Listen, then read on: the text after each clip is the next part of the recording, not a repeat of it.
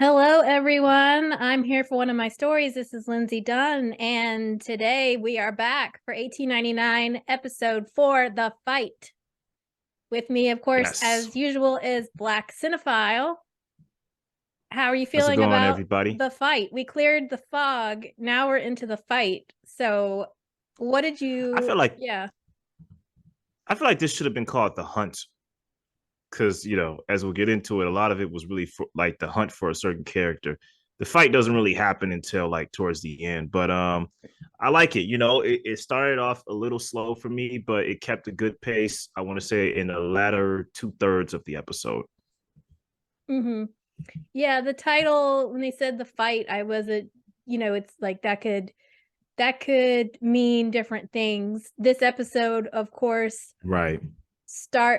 this episode focuses on the character of Jerome, which is great Mm-hmm. because I think both of us, I can speak for both of us, that we both really appreciate his character.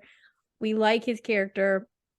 Yeah. And I feel like there's a slight detour for this episode in the focus of the direction of the show, because up until now, the character of Focus has been a person who is dealing with a sense of guilt about something they have Mm-hmm. done in the past. In the case of Jerome, the guilt is not his. He's the one that was betrayed by somebody. So we had Mara. Her story's still unclear, but Mara Mm-hmm. is not being treated well and she's looking for a brother. Ike, we've got his family. He feels responsible for them. Ling is dealing with guilt about accidentally killing her friend. But with Jerome, it sort of took a different direction. This is about being the victim of somebody else's betrayal and what you do with that feeling. How did that hit you, Yeah. changing that direction? I didn't quite notice that direction, but it makes me think about it now that you brought it up. The thing I thought about it was I love the connection between him and the Frenchman, which I truly did not see coming. And what is the Frenchman's character name again? Lucian. Yeah, the connection between him and Lucy, and I really did not see that coming. Is there before I get into this, is there like a definition or symbolism behind the name of Lucian? Well, the name Luce is light, so I think it has something to do with light. And I don't remember what the exact name meaning I gave you before, but it's definitely something about being a light. Okay. I just wanted to keep that in the back of my mind as we go through this. Yeah, I just feel for Jerome, man. I feel like every time he's on screen, he's always on 10 because he's in an on 10 situation. He's either Mm-hmm. escaping from something, having to fight something off, and he's just always like he has an intense look in his eyes. I feel like the story doesn't give him much room to like chill, but I guess that's kind of the situation. Yeah. And and I mean, I don't think it's any different. Go ahead. I was just gonna say, is the fight, we think about the fight as being the fight, the brawl that ended up, but is the fight referring to Jerome and just the way he's had to approach life? Because it almost feels like he's had to fight he Mm, had to fight to get to the ship. He had to fight to get free maybe from his prison. We don't know what he's been through, but at every right. turn I feel like he is, he along with Olek are probably the people treated worst in this world. I feel like the moment we find him in the beginning of the episode is the one moment he doesn't fight or doesn't know that he has to fight. It's more like in a where you got the fight or flight response, he has flight response. And he's like, we Mm-hmm. got to get out of here. Like we can't stay here. The authorities will catch us. And then, gun butt, uh, then he wakes up. So I feel like this is what like caused him to go from flight Jerome to like fight Jerome, if that makes sense. Right. That's a good way to look at it. Also, we had the fact that he didn't know he had to fight because he was thought he was with his friend. His Right. And he let his guard down, and Lucien happens to be from the school of Franz, where he thinks the only, the way he deals with things is just to knock the person out. I'm just gonna cock block you Yeah. to the head. Um, Right. but the way this opens is the whole episode opens is interesting too, where we have this black screen and it starts with gunshots and we hear swords, and we're almost thinking, oh, this is a fight taking place on the ship because we ended with a mutiny, but instead we're in this desert, and it tosses you into this new location and you see the smokestacks. Now we're in the desert, so of course we're not on water, but one of my thoughts was that, well, this doesn't look too different from the smokestacks on top of the ship. In the distance you had, I suppose it would have been smoke coming from all the firearms, but if you didn't know better, it could be the ship in the distance that's over the horizon, because those smokestacks keep churning out the smoke. But it turns out we're in the desert and this man's body is being dragged, and Jerome and Lucien. Now, I guess I wasn't too shocked about it. They're both French. We knew there was some kind of connection because Jerome puts this red metal in his bedroom. So he was somehow delivering this message, but it was a little strange how they did it, because he had a note and he was looking for his room. Somehow he knows what room it is and he puts it in there, but there's this red metal. So we knew they had some sort of connection, even if it wasn't, they knew each other. Jerome is going there specifically to the ship, probably to put this metal in Lucien's room. Like that's his whole reason maybe for even being there.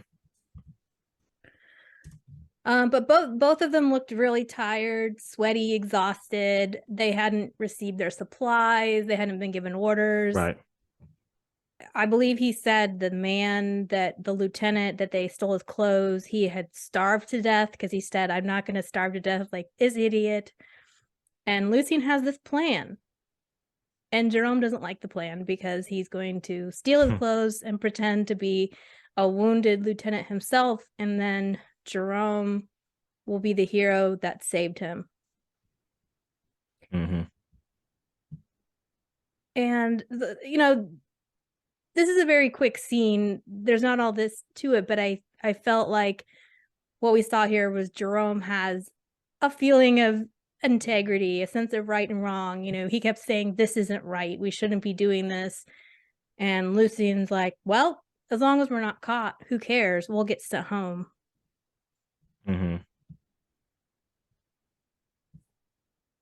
So I don't know. Anything further you want to say about this scene? No, I don't really have much to add about it, except that I liked how it added a link between two characters that I really just did not expect. Like I really feel like it was a great shocking moment to know how Jerome is connected to Lucien, and how Jerome has had like a great I want to say conversationally intimate moments with Lucien's wife without even knowing she's Lucien's wife. Like I like how the show set that up in a shrewd way. Yeah, it does.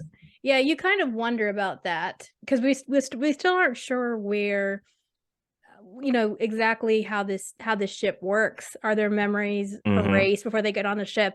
So is it possible these two soldiers, that he knew, Jerome in fact knew Clemens before at one point or another, and just needed one of them remembers that, because there was that scene on the deck when Jerome says that, or don't you look familiar? You somehow look familiar. Do we know each other? They both had that sense of deja vu.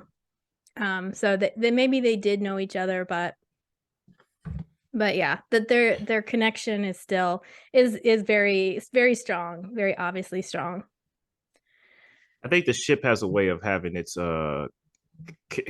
characters relieve not relieve, but its characters relive trauma in Mm-hmm. their lives. Mm-hmm.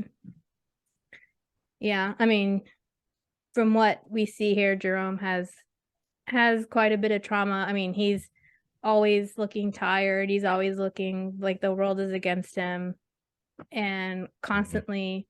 constantly having to fight here.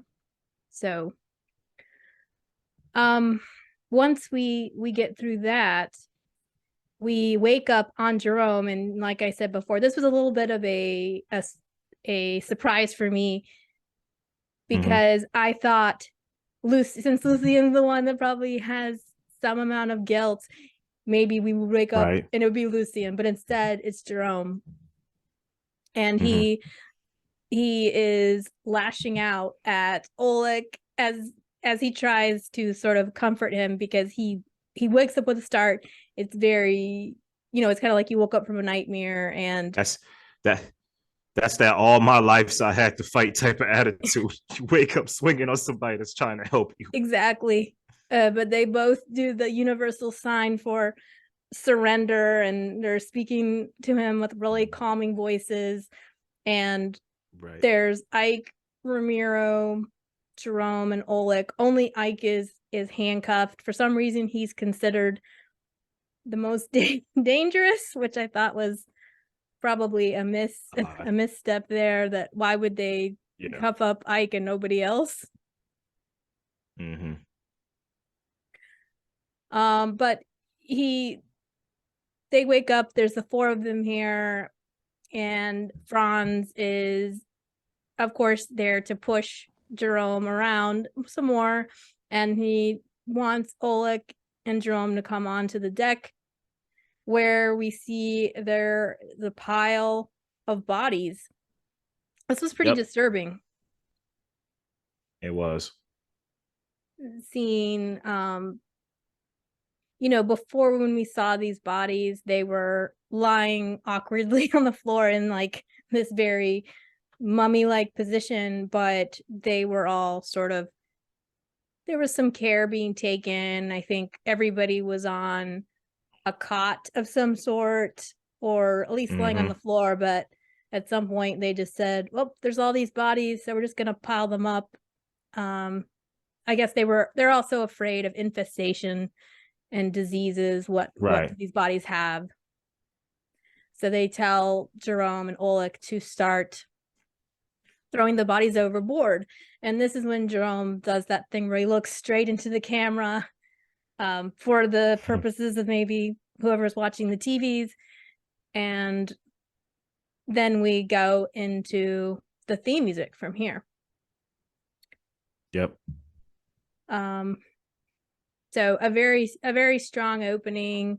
The rain is coming down very hard, and it's very atmospheric, of course. Mm-hmm. So down in the first class deck, we've got all of the mutineers are just forcing people to go into their cabins and to stay there. Right. Just straight chaos on board.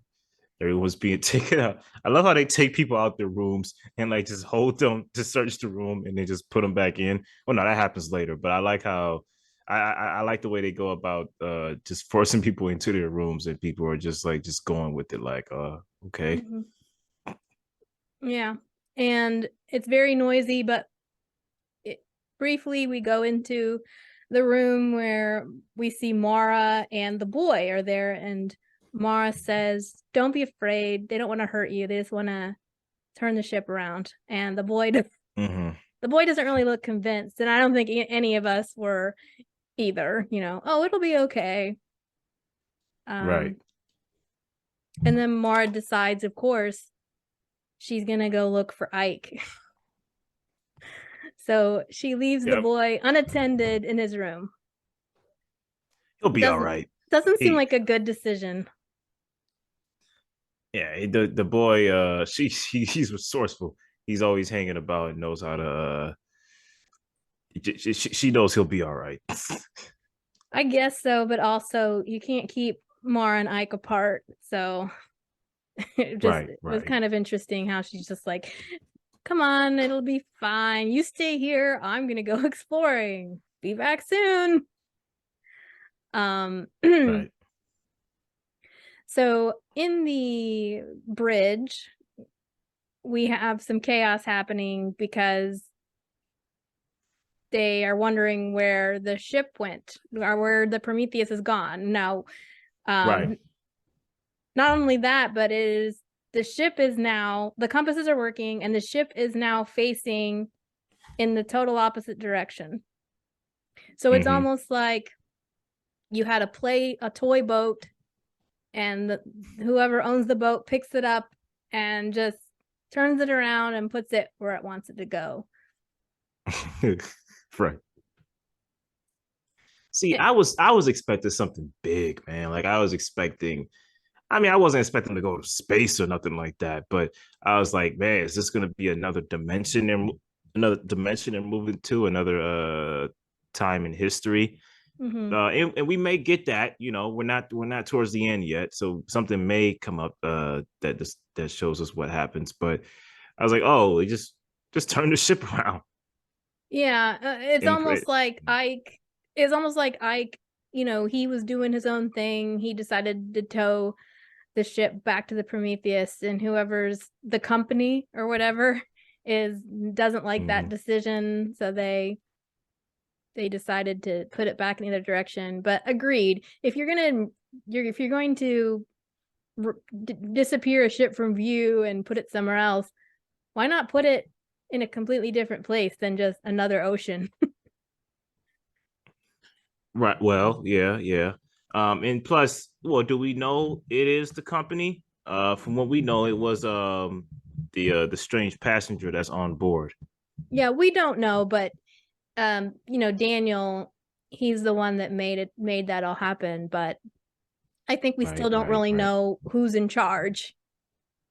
We have Sebastian. Good point. Who's in charge of the red button. But we know he's in charge of that device, but for all we know, Daniel is working for the company. So we don't really know who's in charge, but it was Daniel who made sure, and he's already expressed to Mara that he doesn't agree with Ike's decisions, so he just like, we're just gonna go west now. That's all there is to it. So down on the third class,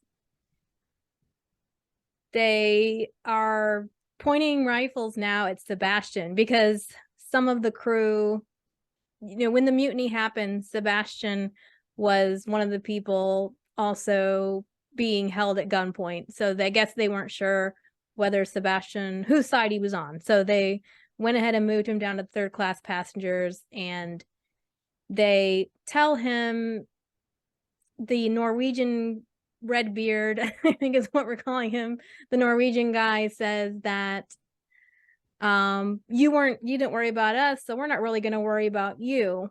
And Sebastian decides to throw the boy under the bus, basically. He says, there's something you guys should know, and this morning we received this order to sink the ship. The captain disobeyed, and he sort of takes it upon himself to say, well, because they didn't want anything to get off the ship alive, and the boy is alive and from the ship, so therefore the boy is the problem.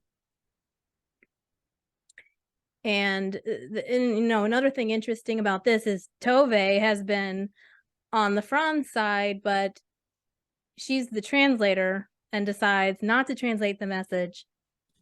But our dear friend Crester decides to take it upon himself to make sure that the message is relayed. So there's kind of a lot of dynamics going on in this scene. You had the mom. Crester is obviously trying to please his mom in some way, earn her regard back, which I think is clearly motivating him. Tove is all part of the mutiny until she knows they're after the boy.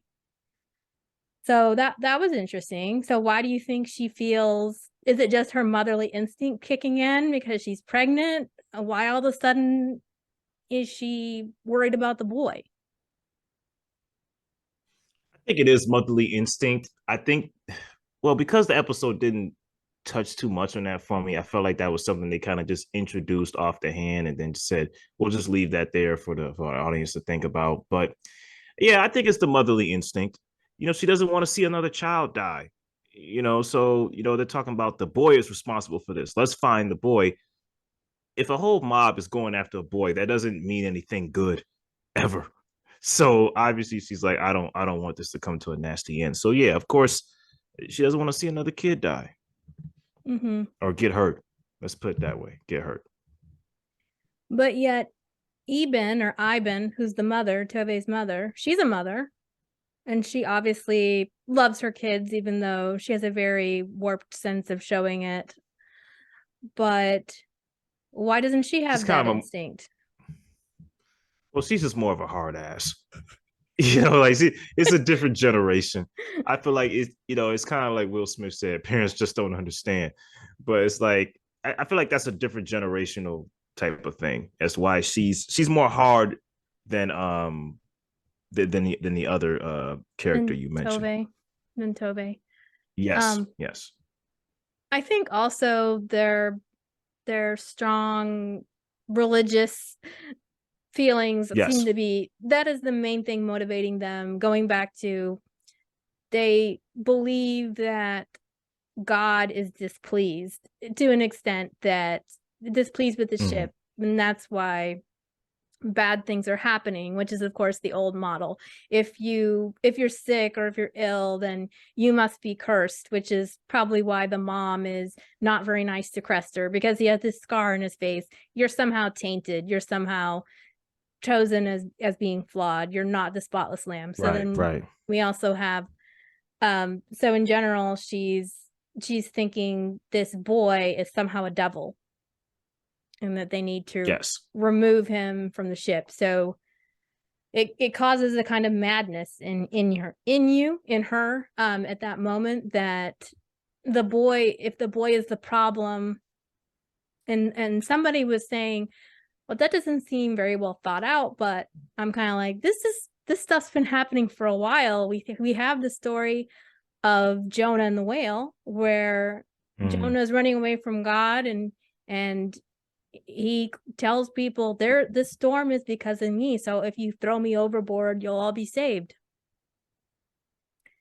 I mean, I was going to say, I think she says at one point, the devil is not going to get his way. And it's funny because I look at it as she's putting everything that's going on here, the loss of Ada, the disconnect between Tove and Crester, her feelings towards Crester being different. And I think she's putting it on this boy. It's not the fact that the ship's turning around. She needs a devil in her life to blame for stuff like this. And I think she finds that in trying to say, let's find the boy. Yeah, when something bad happens, I think we do all have that drive to find a reason of some kind, because then you feel a sense of control. And if we just get rid of that reason or change that reality, then the problem will go away. No muss, no fuss. So adding to this, I'm going to jump ahead just a little bit, because we were talking about Sebastian and how he plays into this. So I think his actions are also equally confusing in a way, because he my thought is, during this scene at the beginning when they're pointing rifles at him, and he's like, he later says something like, give the people what they want, a reason, something to blame, we can give them the boy. And later, though, even though he says that, later on in the show, they go search Mara's room, and he looks under the bed, and he a couple times looks under that bed and looks at Mara, and it's almost like he's communicating a message to her that he knows about the passageway. And So I almost feel like he is doesn't not no, it's not necessarily that he actually wants the boy to be killed. Mm-hmm. Because then it's like, okay, we had an opportunity to find the boy there, but he didn't. But perhaps his thought is just give them the boy as a goal to look for right now. And within whatever, how many days he said, maybe it was 5 days. In 5 days, we'll reach the company and all order will be restored. I'm not sure that that Sebastian actually has ill intent towards the boy. He's just kind of trying to keep the violence down until order Right. can be restored. What are your thoughts about that? And Sebastian, his motivations here. I think if his motivation is not to get the boy hurt, he's doing a bad job at not being counterintuitive to that, or not working counterintuitive to that. Is that the right word I'm trying to say? Never mind. Anyway, he's I don't think he's doing a good job. I don't think he's doing a good job of showing what his real motivation and what his real objective is. And I do believe, again, it comes back to you need a villain, right? The thing, anything we can do to stop them from fighting or killing each other, we need to put a villain in place. He doesn't want the captain to be a villain. They already captured him. If that's the case, and they'll probably just go down to the brig and kill the captain there. So it's like, let's find somebody that's not within sight right now so we can bide some time. So I feel like that. Yeah. Bide some time for now. But yeah, I don't really think he wanted, maybe he did, but I guess I feel like he had an opportunity to deliver the boy when he looked under the bed and he chose not to. And he made sure no one else looked under the bed because he got there first. But yeah, he also doesn't want himself to die, but he's probably been given a task by the ship's company because he's protecting that red button. You're the guardian of the ship. It's your job to make sure that the secrets of the ship are not discovered. If people find out about the panel, then that could open up all of the ship's secrets, and that was what he was tasked with guarding. So, Yeah. back in the brig, while Jerome and Olek are are trying to decide what they're going to do, we have Captain Ike, who is trying to free himself from these handcuffs that are tied to a pipe, and Ramiro is able to do it. He kicks the pipe until it's broken, and then both of them are free. So I was pretty impressed with Ramiro's strength. Later on, he also does he frees Ike from his handcuffs with the hammer, and doesn't take him too many times to do it. It's probably surprising to the people, maybe like, this guy's a priest. They don't know the story about him being a Portuguese servant. So he's probably done a lot more manual labor than any of us realized.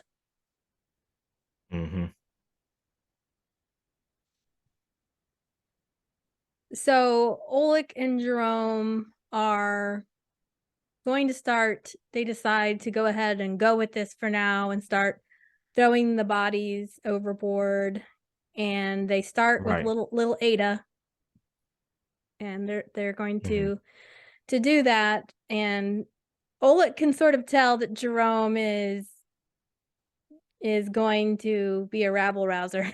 He's not going to go with this plan, but he's trying to tell him, just bide your time for right now. Let's just do what they say.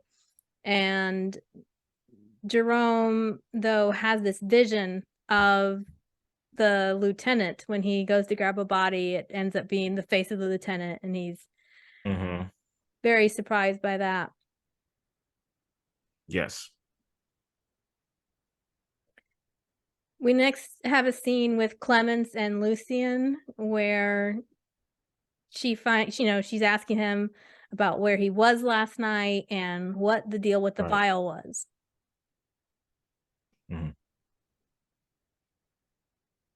And, he says as if you cared. And she's like, I'm your wife.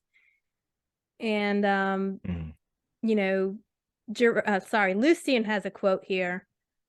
The moment you think you've got it all, it smacks you in the face. So that's his inspirational quote for this episode. Yeah, I couldn't make heads or tails of that one. Yeah, life hurts. It actually started with life hurts. The moment you think you've got it all, it smacks you in the face. And we find out what's in the vial, potassium bromide.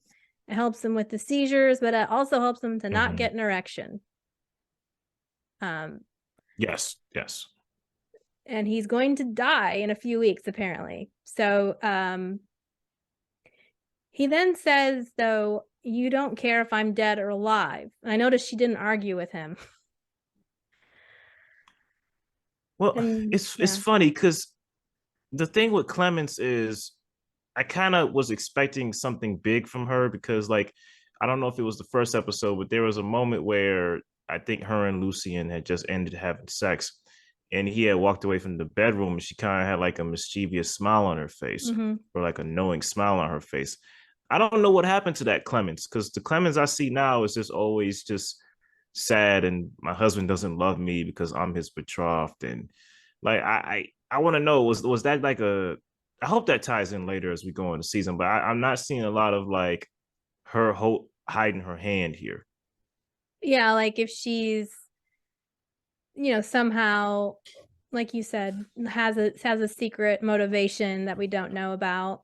Right. It has sort of changed because during that first episode, she had that weird smile on her face, like a sly smile, and now she's just kind of like a hurt puppy dog, like, why don't you talk to me? I'm your wife. And kind of the innocent act. So she could just be a really good actor, biding her time to the right moment. We didn't see any of that with Jerome, though, at all either. Yeah. But we had this with the metal now. Like, this is when he opens the desk drawer. He's looking for a cigarette, or maybe a match to light a cigarette, and sees the metal, and it really shakes him to the core, and he grabs Clemens and starts to choke her. Now, to his credit, as soon as she said, "Stop, you're hurting me," he actually does stop and leaves the room. Right.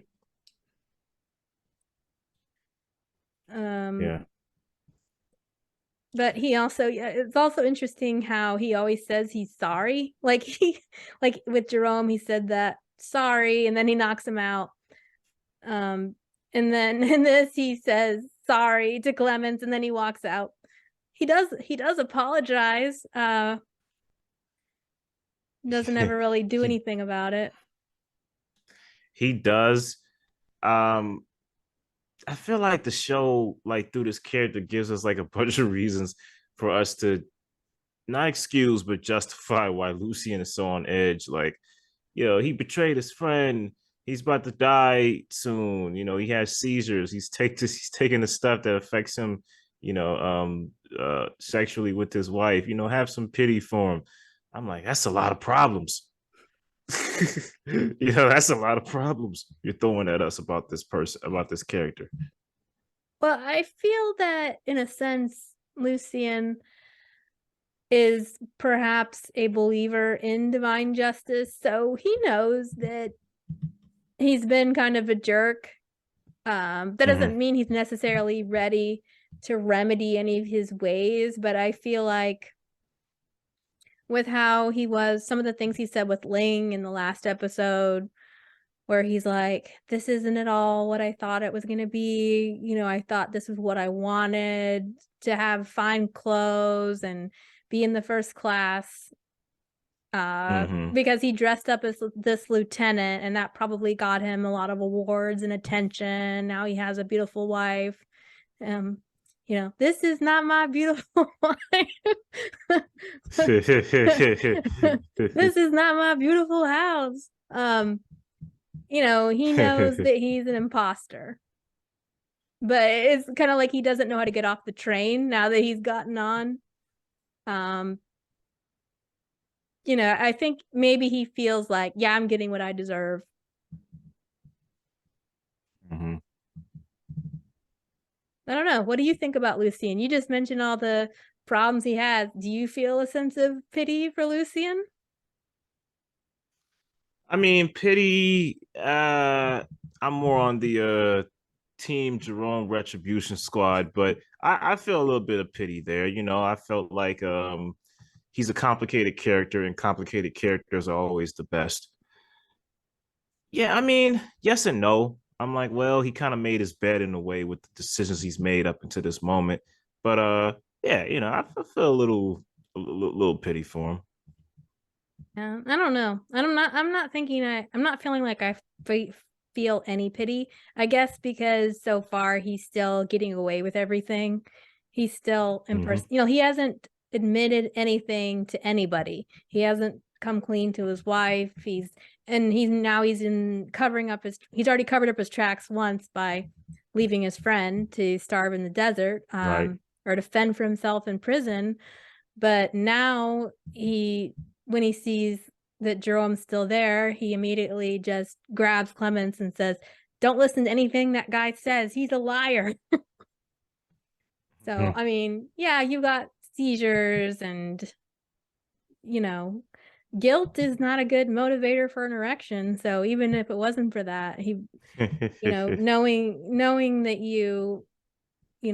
if you feel guilty about your life, it's not a good motivator to feel like you deserve anything. So I guess I don't know. I don't really feel sorry for him yet.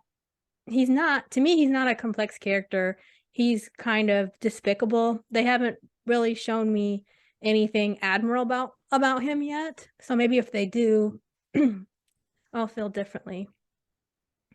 I think he's more disgraceful than despicable. I wouldn't despicable hot too. Like you like you spit on him. He's so despicable. I'm like, he's kind of a disgrace. I don't know. He doesn't seem like he'd be a very fun person to have a drink with. So Eh, Depends. depends on how much potassium bromide he'd had. Listen, if he got his, go ahead. Oh no, go ahead. If he got a good fix of it before he spent his night with the geisha, he probably would have been an entertaining person to have a drink with. But he had to freak her out and give him so some in the middle of the whole date. So the next thing that happens is Mara is caught. She's caught trying to find the captain, and she says she needs to talk to the captain, and Franz is like, he's no longer the captain. He doesn't say I'm the captain now, but that's kind of the feeling. I almost expected that. Look at me. Look at me. I am the captain now. But she says, you have no idea what's going on. You're making a huge mistake. And she needs to speak to the captain. He says he's not the man you think he is. And she says, no, you aren't. You're just a little boy toying with power. Mm-hmm. So that was a nice, strong quote for Mara. She hasn't had a good quote in a while. But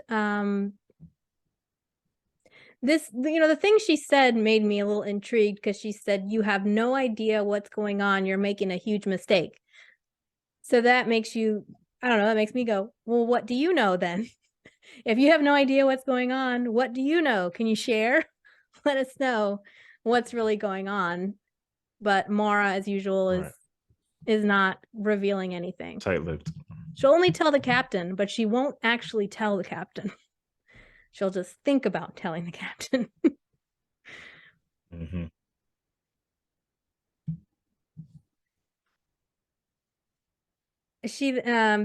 In the meantime, Ike and Ramiro are continuing their Mission Impossible escape route through the grate.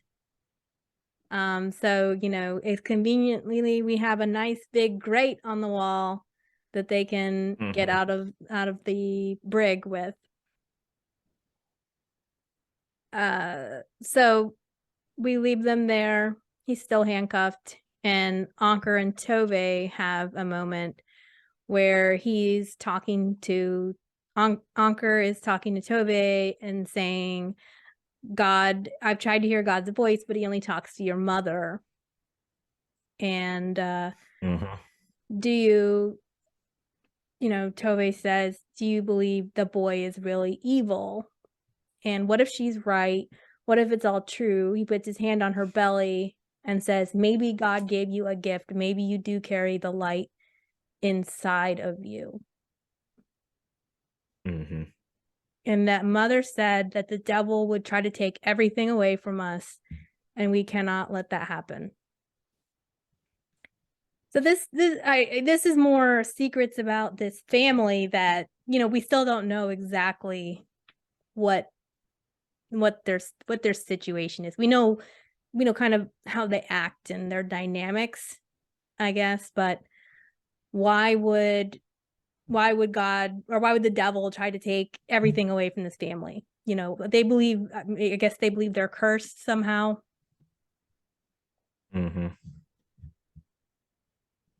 Yeah. But the dad has Ada's doll, and he's just kind of clutching the doll. It's very sad. That I feel like the dad is actually a pretty kind dude compared to his wife. Like, I don't think we see him commit any violence during the show so far. It's all the mom. Yeah. Hey, the mom kind of came out of nowhere in this one, man. Like she really took me for a loop. I didn't expect this kind of sinister. I'm not gonna say, well, no, it is a little sinister. I didn't expect this sinister predatory side from her in this one. Like I'm sick and tired of being sick and tired, and this boy is the product of all my issues. Right. And with the mom being as in charge and capable, was this version of Ivan looks like the kind of woman that could have delivered, fixed the baby situation by herself. Why did they need to call on Mara to come and help? Right. Remember in episode 1, it just seems like all of a sudden she's like, I don't know, a mythological goddess of war. No, you raise a great point. I mean, being that she's she's showing out right now in this episode, I'm like, yeah, they really didn't need Mara for the whole pregnancy. I mean, it served the function of getting Mara down to the third class deck and mixing of the classes. So there was that purpose to it. But it kind of, where was this woman when her daughter needed her? I guess she doesn't have doctorly, they don't have doctor. But you're wondering, how did they have kids before? They had the village doctor, I guess. I don't know. This is a family that's very based on myth and legends and stuff. So if the Lord wills it so, then it'll be willed so. Yeah. All we have to do is pray. And whatever God says will happen. And it sucks because, while faith is a great thing, like I say personally, when you're stuck and that's really all you have, that it's really horrible when you don't have someone that's, that can actually help you with that situation, who does, like a Mora that's trained in it. So yeah, it makes even more sense why the mutiny fits, because it's like sick and tired of being sick and tired. Yeah. So we already talked about the fact they look for Mara's room, they don't find him. When that happens, Mara kind of sits on the floor. She's very upset because she's wondering where the boy is. She grabs her necklace and breathes deeply, and then she hears the 2 knocking sound, and it's the boy and the panel looking up at her, and he makes the shushing sound again. So I suspected there was a panel under Moore's bed, and here it is, in fact. But Right. it was an interesting reveal that he was under there. So Sebastian seemed to know it. Yep. So in this next scene, we had our thing 1 and thing 2 down in the boiler room. That was such a Rosencrantz and Guildenstern scene, man. I just couldn't help laughing. Yeah, or we're hoping. I mean, I'm kind of like, I hope we'll see these two in every episode. They have to have at least one dumb moment. This time one of them is wearing a garlic necklace, and the garlic is going to help protect him from the wolves. They're talking about these wolves again, and the guy says it's only vampires that don't like garlic, and he says, well, maybe werewolves don't like it either. But vampires can fly and werewolves can't. So they're arguing over these inane topics. Right. And he says, you've never seen one. How do you know you've never seen one? And the guy says, well, I've never seen Russia, but I'm pretty sure that it exists. Which is a very dumb statement, but at the same time, that statement almost has a little insight logic to it. Yeah, it's right. It's back to that. Well, I know, I can feel the wind, but I don't see it. I can sense it. If mankind came from apes, why they're still apes? That kind of logic. Mm-hmm. Well, while they're arguing about these topics about vampires, we have a real life vampire, perhaps Daniel, who just sneaks out of the shadows. Nobody notices him crawling towards that panel, not the red button panel, but the other panel with all the levers in it. And he uses his machine and plugs it in, and he gets these sparks going. Now, unlike when he does this thing with, he used the same device to make the ship disappear. This time, I really didn't see what the impact was of him plugging that in. Did you see anything that, like, what was he doing? I don't know. I don't know half the stuff this guy is doing when he's on screen, but hopefully it'll make sense by the end. Yeah. I mean, he got some sort of electrical spark. It could be that he was sending a message to whoever, or yeah, I don't know. When I watched it a couple of times, I was like, well, what did he just do? I mean, who knows? Yeah. At this point, Jerome is able to escape by the old distract him. he waits till the other guys are talking and just ducks around the balcony ledge, and Olek's like, oh, look over here, he jumped. So it's the old distraction thing, and I guess he's able to then go down in the first class, where he runs around and he finds Clemence and Lucien's room and goes in there. Can I say something? Yeah. Yeah, with that whole scene when he's running before he comes into before he sees Clemence, they did some interesting choices with the music score this episode, because like I feel like when he first starts running, it's like you hear somebody grunting, and like that, like it's mixed up into like part of the score, like ruh, ruh, ruh. And it's like it gets mixed into a rhythm a little bit as he's running. I'm like, this is a very interesting music score. Like I feel like it experiments episode by episode. That's why I keep saying, like, I don't know if you do it, but I watch it with my headphones on, and you can really hear like an interesting dynamic range with like the sound design mixed with the music. Like there's another, whenever the mutineers come on screen, they play this music that sounds like sticks banging together. And that same track played when Lucien is thinking, I'm going to betray. You can tell he's preparing mentally. I'm going to now betray my friend. They play the stick music.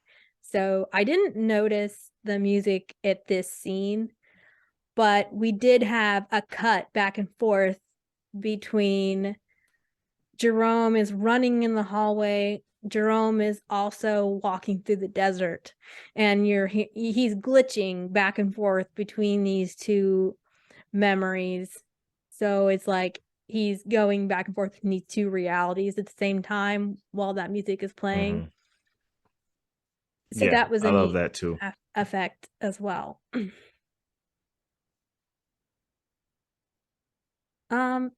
Yeah, I'm not really sure what his plan was here. He just wanted a temporary place to go, but I'm not sure if Yeah. he expected to run into anyone. I mean, he knocked on the door. Clemens answers it. Lucien's not there. Did he think he would find Lucien? I don't know. I don't think he thought that. Do you think he thought it was just going to be empty? Empty, or if somebody's there, try to like make up some reason as to why he's there. But I don't think he expected to. I just don't believe he expected to run into Lucien. Yeah. But he did run for that room. So I don't know. I mean, he was just like, this is the only room I know. That I don't know. Yeah. But he comes in and says, I shouldn't have come. And then Clemens says, you can stay until whoever is looking for you is gone. And Jerome has a good line here. He says, I've seen it before. People taking power who don't deserve it. It never ends well.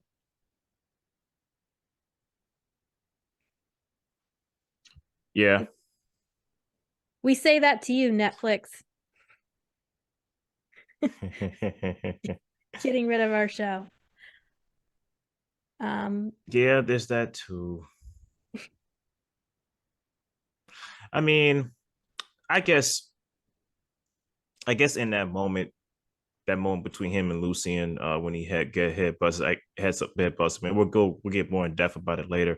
I guess that's a moment where Lucien takes power from him, and of course the mutiny that's happening on the ship as they want to save the captain.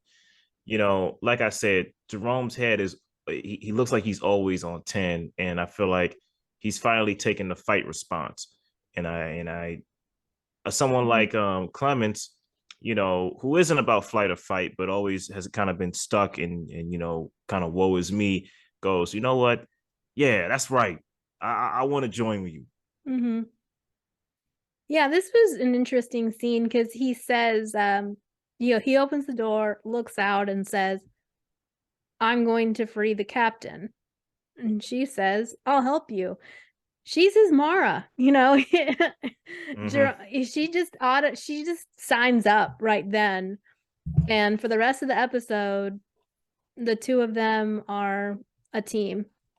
Now we know that Jerome and Olek are also a team. So he's still gonna be alongside his buddy Olek, but Clemens is like Mara is with Ike, she's just like, yeah, I'm coming too.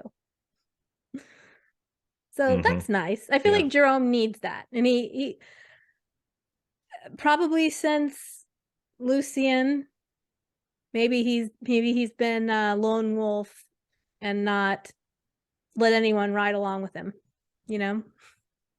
Mm-hmm. So at this point, we have so Olek is now in the chopping block a little bit because they believe and are right that he did help Jerome escape.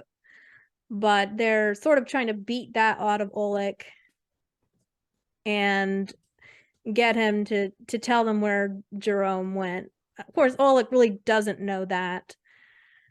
But Sebastian kind of storms in and tells Franz that he's made a terrible mistake, arming No duh.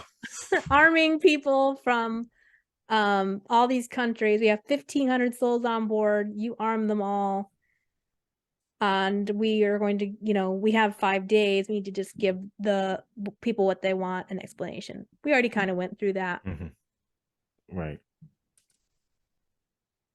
More of shoving people in their room. Virginia gets manhandled. Yeah. You can't do that to Virginia, right? Right. I can already tell she was thinking of like 10 different ways she could ruin this man's life as he's holding her in her mind before he pushed her back in. Yeah, that was funny because she was only, I think that was her only moment in this whole episode. It lasted all of 10 seconds, but Virginia had the fire in her eyes. How dare you? So we now have this scene with Crester and Angel. Well, it's not just the two of them. It's this time the group comes in and they're going to search Angel's room. And this might have been a normal ransack, except for Angel decided that, when they went to go for his watch, Angel sort of feels like he's going to have maybe some leverage because he knows Crester. He basically says, Crester, tell them to not do that. Tell them to stop it. And, he sort of unmasks Crester in that moment in front of the people, like, why do you know this guy? Right. There's a lot we don't. That was a pretty set. Yeah, go ahead. I was gonna say that was a pretty sad scene to watch. It kind of changed my my idea how I thought about Angel. In what way? So, not going too far ahead, but just like the unspoken judgment between Crester's mother and him and Angel, and how Crester is forced to make a decision to basically disown Angel in that moment, even though their relationship started off with a weird power dynamic. You can see the deflation in Angel's face as the scene progresses, and it's heartbreaking. I feel for Angel, character I didn't really. I'm not gonna say I didn't feel that much for him. I was interested to see where he would go as a character and what he might be, what might end up doing. But it's just a sad scene to me. Yeah, I thought it was. I have mixed feelings about it. I don't know if I felt necessarily. It was hard for me to tell exactly what. I could tell what Crester was feeling. He's just feeling like embarrassed that he's called out like that, and what will my mother think? And there's a lot we don't know, but if the parents are like upset that their son is gay, if they know that, then he's sort of being called out in front of people in a very public way. So his thing is, I need to cover this up and get rid of this situation. But with Angel, I'm not sure what, if his feelings were hurt. I think just up until this point, my sense I've gotten is because there's this power dynamic in all of his relationships, he's always used to having the upper hand. And in this moment, it backfired on him. And maybe it's like a lesson learned in a way. Could be an opening for that, because he thought because he knew Crester, he was above being violated by this group of people, like, oh, he's going to be on my side. And in this case, the power did not belong to him. In this case, the power was with Crester. Crester's the one that got to reject him. So maybe it's like something he needed to go through to become a better person. I don't know. That's interesting. That's an interesting take on it. I feel like you think about this scene in the way I think about Lucien. Yeah, it's kind of like it's clear, it's character convenient as, oh, this guy is this way because of what he's been through. And I feel like with Angel, it's like let's put in a scene to make him a little sympathetic. You know what I mean? Mhm. Through now I'm not gonna say convoluted circumstances, but through plot circumstances, because it's not convoluted. I feel like this is a fair moment to happen where it happens. Mhm. It's not, yeah, I haven't gotten the sense yet that, oh, he really cares about Crester. Or, Mm-hmm. he's, because even Crester was trying to tell him, and I know neither one of them can understand each other, right? But Crester's like asking him for help. We can't find my sister. And then Angel's like, I don't know what you're saying, and Right. I don't really care. Like he's sort of like, I have my own agenda. My agenda is I want to, feel you up right now. he's, Right. he's just using it up until this point. He's just been kind of using him for his own jollies. So I didn't feel like, oh, Angel is broken up inside because he won't be with, it was a very superficial relationship. But yeah, I mean, it did Mm-hmm. hurt his feelings. You could tell, like, hey, no one likes being spat on the face, but hey, I was Oh yeah, spat on the yeah. face by a third class person. What does that say about me? Eh, I think if Ramiro spat him on the face, it would still be sad. Yeah, but I don't know. They have a weird, like, that's how their sex goes. They like to beat each other up. Well, yeah, I guess. Well, I guess if it happened not in that context, like Okay. Okay. Fair enough. Um so Crester also, the thing is that he always looks like he has a tear in his eye all the time. Now maybe that's part of Mm-hmm. his scarred face, but like even when he's not, he just always looks like he's crying. So I don't know. I felt bad for Crester too. I mean, I feel sorry for him, I guess, overall, because he's stuck in this situation where he's trying to earn his mother's love, and we know there's really no, he's not loved unconditionally. Maybe he is by his dad, Mm-hmm. maybe by his sister, but he feels like he has to do something amazing because he's the oldest son. um but so the next thing that happened, I think, is pretty amazing. I really liked it. I mean, with the boy has, up until this point, he's still not spoken. I'm sorry, Anthony, but he still he still hasn't spoken. But I've he come. I've come to terms with it by now. I'm like, that's who this kid is. um but I felt like the boy takes a more active role in this episode. He um we have this, the boys in the panel, and she's trying to get him to talk to her with her usual Mm-hmm. questions. What are these shafts for? Why won't you tell me what's going on? And then she says, "Stay here. I'm gonna go find the captain again." Right. And he basically is like, "All right, nope, I've got this." Picks up the She pulls the pyramid, beat off.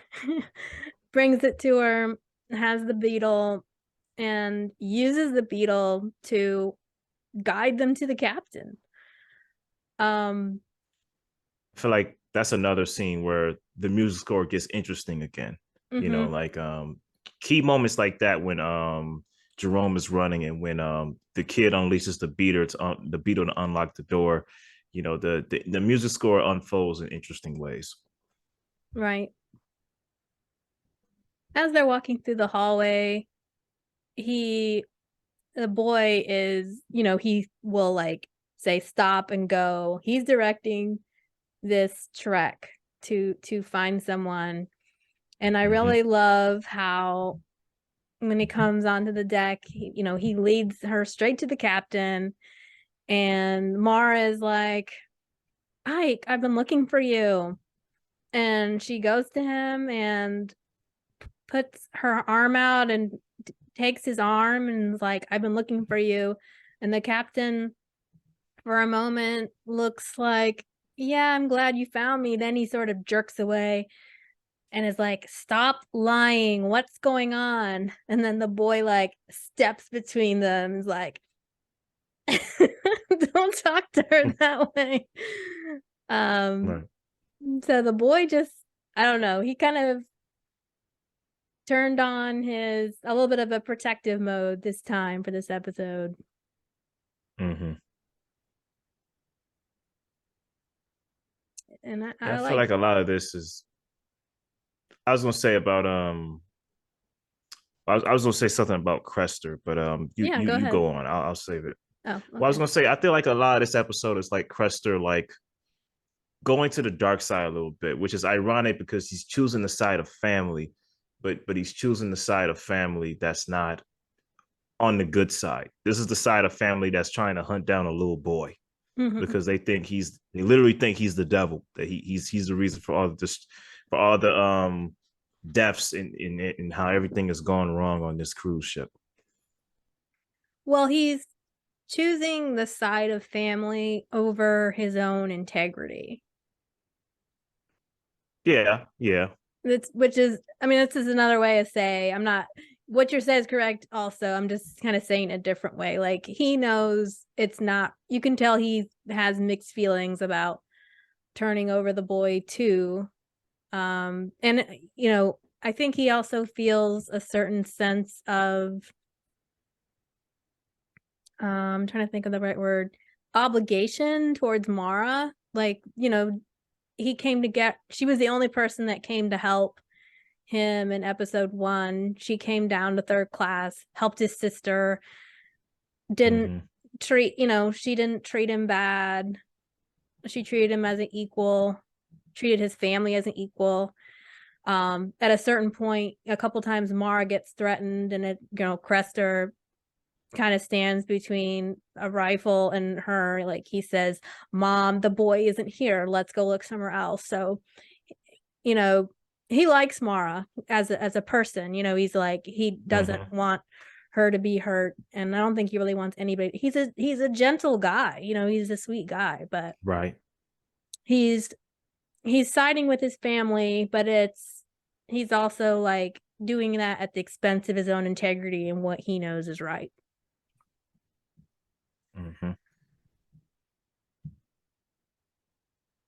At this point, this is when we have the team up between Clements and Jerome and Ike and Ramiro. We sort of skipped that part, but the 4 of them are going to go and try to get on, help Ike to get to a lifeboat so he can get to the Prometheus. So these guys aren't aware that the Prometheus is gone. Mm-hmm. But they team up here. And Lucien comes back and finds his room empty. And this is maybe the first time ever he's shown any kind of sense of concern for Clemens. He looks for her and Mm-hmm. is worried.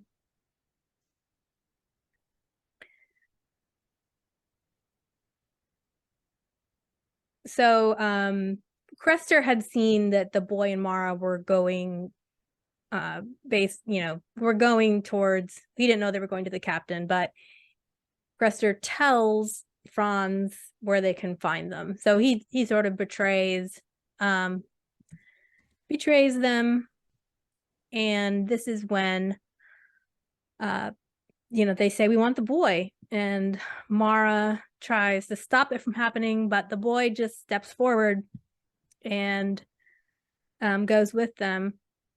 Jerome tries to stop Franz and go for the hammer again, and this is when he gets shot.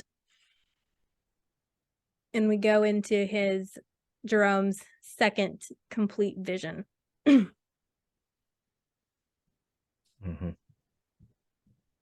So this is where we see the plan a little more, that, at this point, Lucien is in the clothing. He decides to give Jerome this medal.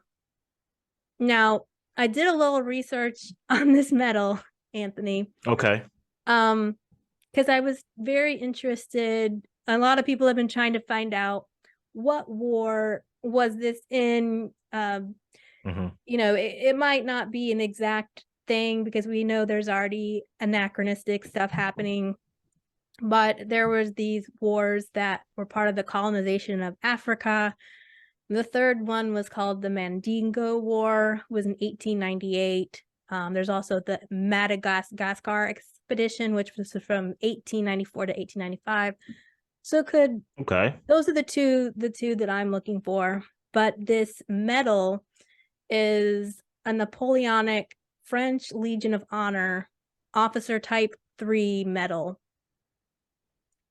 I will post a picture of it in the show notes, but they do mention that, oh, you know what they do to deserters from the French Legion. So this is supported by the show. However, somebody did mention that they didn't allow Black officers to fight in the French Legion until 1912. So, does that mean, Jerome also? I don't think either one of them are supposed to have been in the Legion because they're borrowing clothes from someone that was in the Legion, but yet, it does make me curious, like what role these guys played exactly. So that's only mildly interesting, but the part I found a little more interesting when I was doing this research was what the foreign politics were like in France at this time. And at the time when we have 1899, French foreign policy was based on a fear of Germany because Germany was a larger size and a very fast growing economy that couldn't be matched. So I thought that was interesting because in the show we have Jerome and Franz are painted as like natural born enemies. So I thought, okay, at the time, French people are scared of Germans. So, okay. That is supported by our show. But the second thing that made me just a little bit more interested even is, so at the time, France is looking for allies and people that they can join with. One of the countries that they most wanted to align with was Japan. So French people were very into Japanese culture in 1899. So it just kind of, I'm just, we just think about, why is Lucien so fascinated by Ling? It's a pretty good connection. Yeah. I mean, this is all from the solid history on Wikipedia. It can't be questioned. So I mean, of course not. You know what I mean? I just thought that stuff. I was like, oh, this is kind of nerdy, like, oh, French people were scared of Germans and they like Japanese people. Right. No, that's a nice connection between them. Well, a nice connection as to why he might like her. Yeah. Yeah. Did Baran and Jantje, put it in the show for that reason? That would be a little too much to assume, but I think Lucien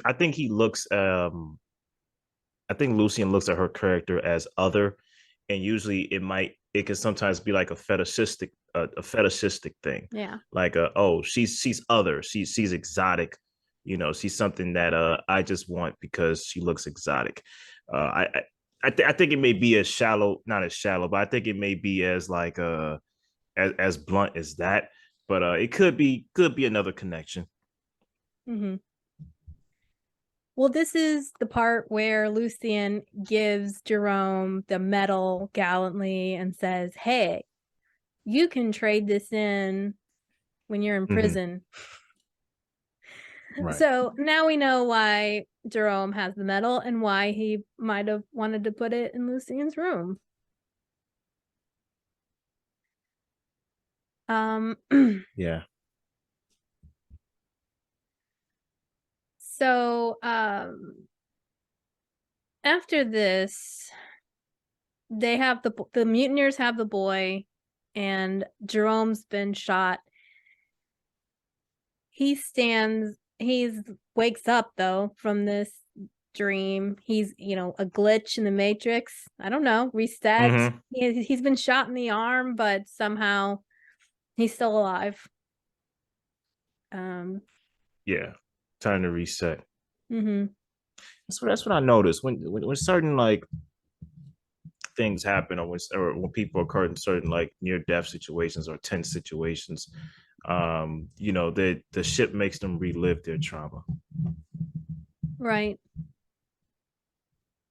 Yeah, he's having to go back and, be like, yeah, back in the desert again. And just like Ling said, why is this happening again? Jerome says, why is this happening again? So Mm-hmm. he's like, he's not just remembering this, he's feeling like he's in this place where he's, back in this prison. And he was in prison on a ship. So seems to be his life story. And he keeps getting knocked out by people. Mm-hmm. Yeah.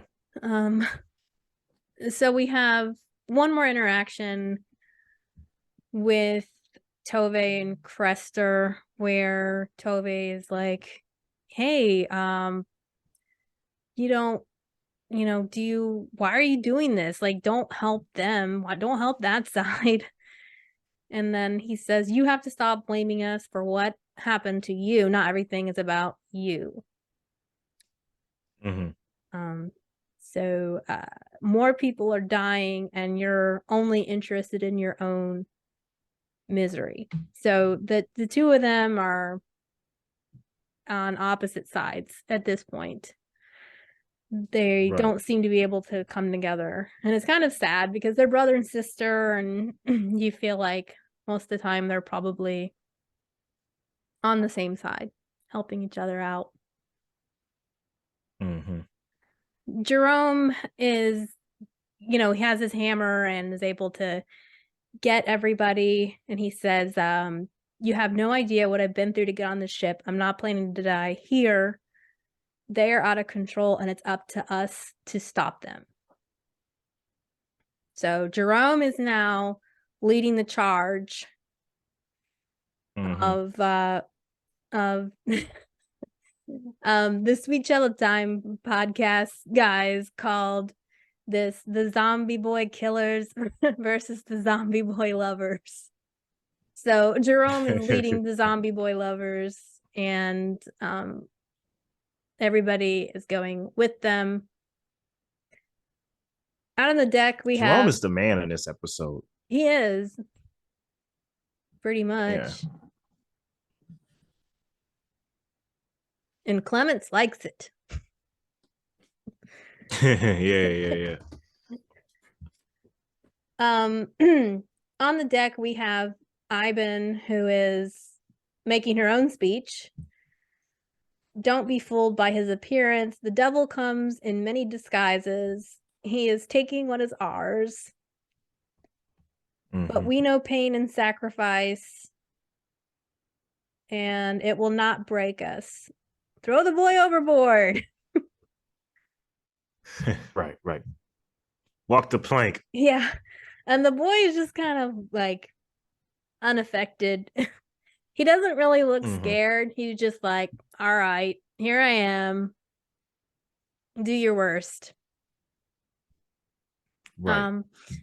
Then the Mara comes out and says, stop, don't do this. He's not the reason people are dying.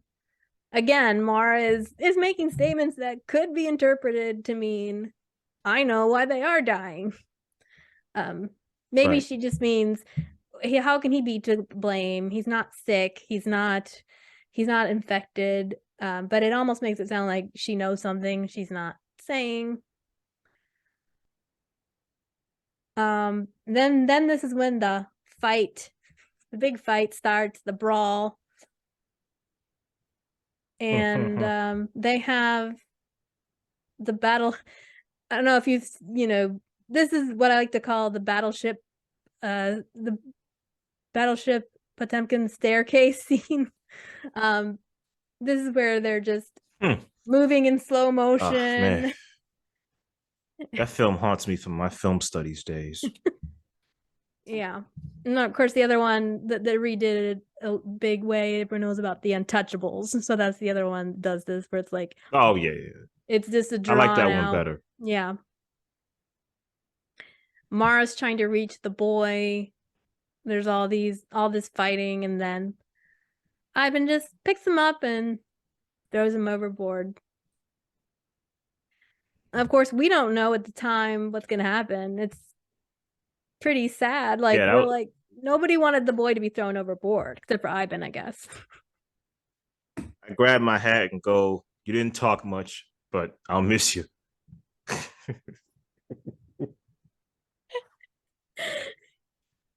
You and let there be peace between us. All right. Anthony's like, forgive and forget, man. I'll always remember you.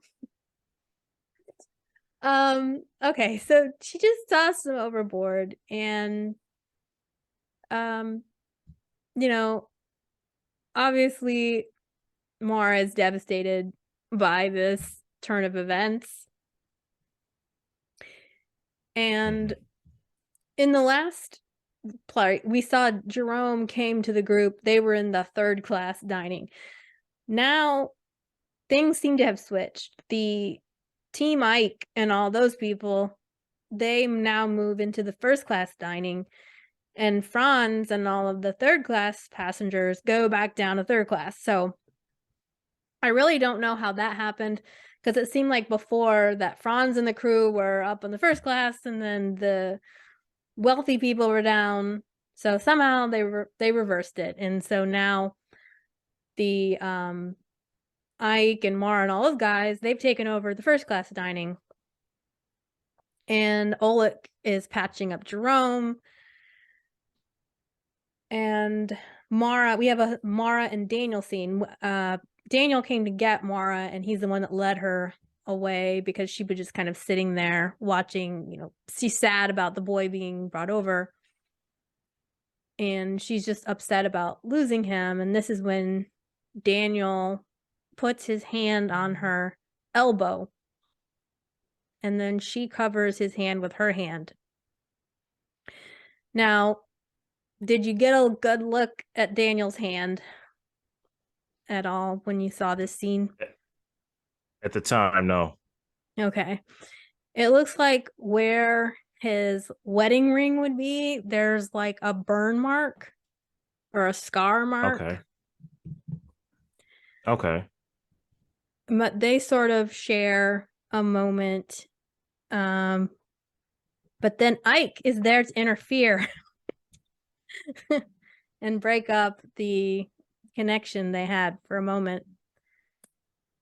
Ike shows Mara the passenger list with her name on it. And she just says, "This is impossible." Mm-hmm. And he says, "Who are you really?" We don't really get to hear any more then, because we hear the knocking noise. And now we have the cliffhanger. So before we get there, is there anything else you wanted to talk about before we get to the ending? What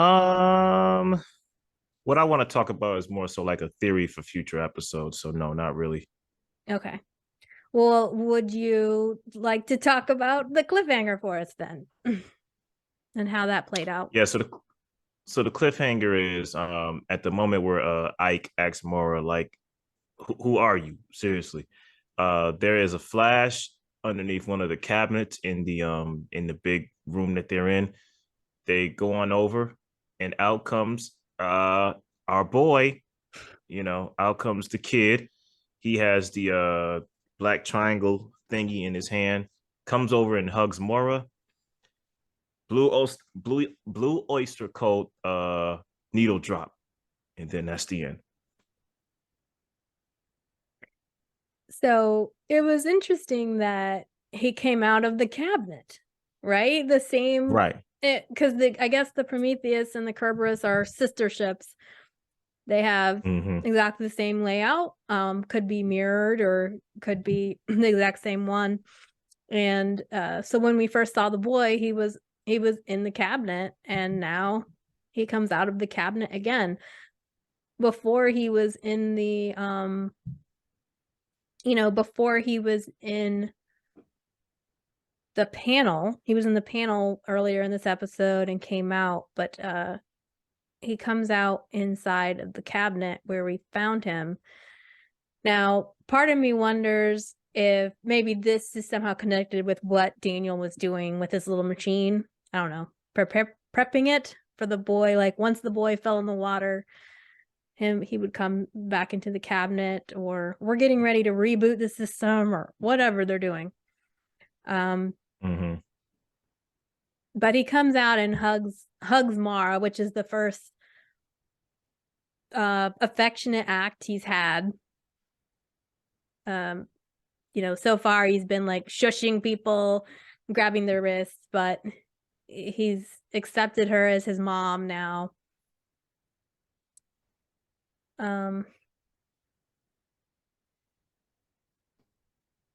So yeah, that is the end of this episode. I don't know, like, I guess if we look at all the episodes so far, I'm not sure if this was like the most as mind-blowing. I don't know. I still think the TV Yeah, it screen was wasn't. but still, did you expect the boy to show up in the Well, cabinet? did I expect him to live? No, Yeah. I didn't expect the boy to show up at all. It was a nice um it was a nice surprise, definitely. My thing was the Blue Oyster Cult Neo drop was nice. I feel like a song that's been overused in many projects. It was a nice mic drop moment, music wise. But yeah, I don't think it's the best cliffhanger. I feel like, oh, the boy survived, cool, because it's just it wouldn't make sense for the boy to just die. We don't even know who this boy was. We don't. All we knew is that he doesn't like to be touched on his neck. That's all we know about him. But I gotta say, part of me thinks it's either Mora from another dimension or maybe Mora's dad watching them on the television screens. Because that's still in the back of my mind. Yeah. Well, I, for one, cannot wait to see Ivan's face when she sees the boy is still alive. I'm just like, I want to be there for that moment where she just. I think that might be a come to Jesus moment. I think that might be a moment where the moment where the character has an epiphany. She'll probably have, I imagine she would probably have a big fight with either Tove or Crester, and then all of a sudden see the boy alive, and then it'll probably like emotionally shake her in a way. You know what I mean? Yeah, or will she, I don't know, or will she like see it as proof that he's a devil? Like with maybe you think about like the witchcraft, it was sort of a lose-lose situation, right? If you weren't a witch, you were gonna burn to death. If you were a witch, they would, if you survived the burning, they knew you were a witch. So either way, you're screwed,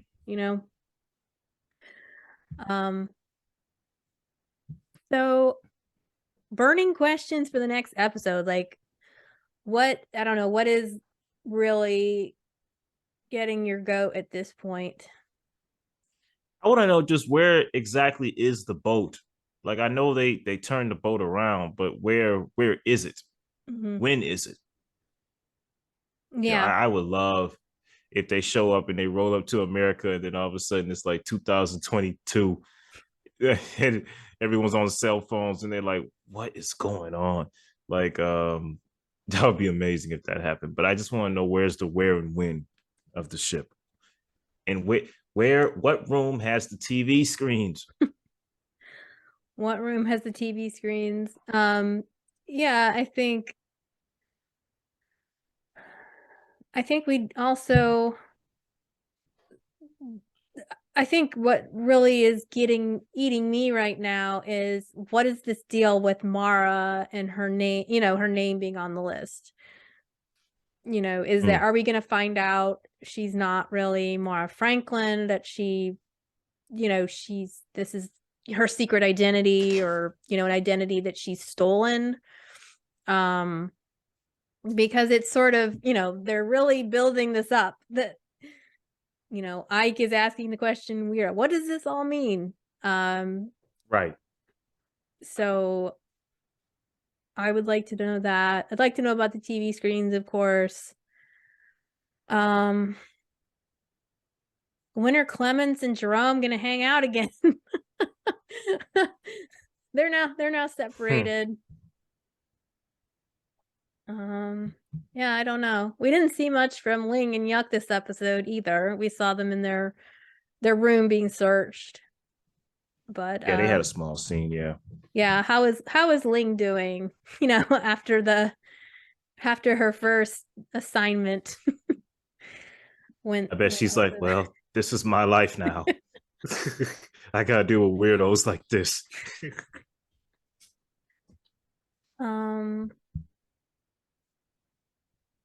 Yeah, still, what was the boy supposed to find? And I guess now we have to deal with the fact that Daniel, and we already know Daniel and Moore have some kind of connection because he has a picture of her. So how do they know each other, really? Is he the brother? What is their connection really in real life? I don't know. I think that's probably it for me. This was a little bit of a less, this was a little bit of a quieter episode.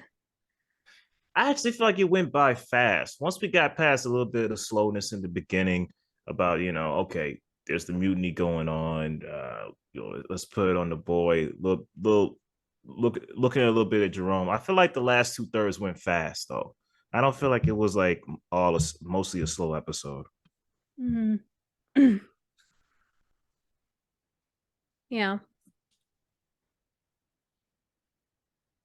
Okay, so let people know where they can find you and what you have coming up. Oh, for sure, for sure. You can find me, on Twitter and Letterbox as Blakcinephile, all one word without the C. You can check me on my podcast, Double Feature Versus. We just did our top 10 of 2022, me and my co-host. It was very fun. We had two completely different lists, but we were more so of the mind, like, not what we thought were the best of 2022, but what were our favorites of 2022. And it was you could tell I had more of the critically acclaimed lists because those are the movies I actually liked. He had more of the like anime mixed with the Weird Al Yankovic movie and all types of other random stuff. But it was a fun time. So check out that episode in audio format. I'm editing the video part of it right now. But yeah, that's me. Okay, wonderful. And you can find me at one of my stories on Twitter, Letterboxd, SoundCloud, YouTube, and now Apple Podcasts. Yay! And the crummy artwork has been replaced finally. So thank you. Yeah, I will definitely get these links all in the show notes for people. And we'll see you guys for the next episode number 5, which is, I don't remember the title now, but that'll be coming up in about 2 weeks. So if you are curious, we are going to finish, despite the cancellation announcement, we are going to finish all 8 of these recaps. We are in it for the long haul, so don't you worry about that. And we'll see you guys next time on one of my stories. Bye.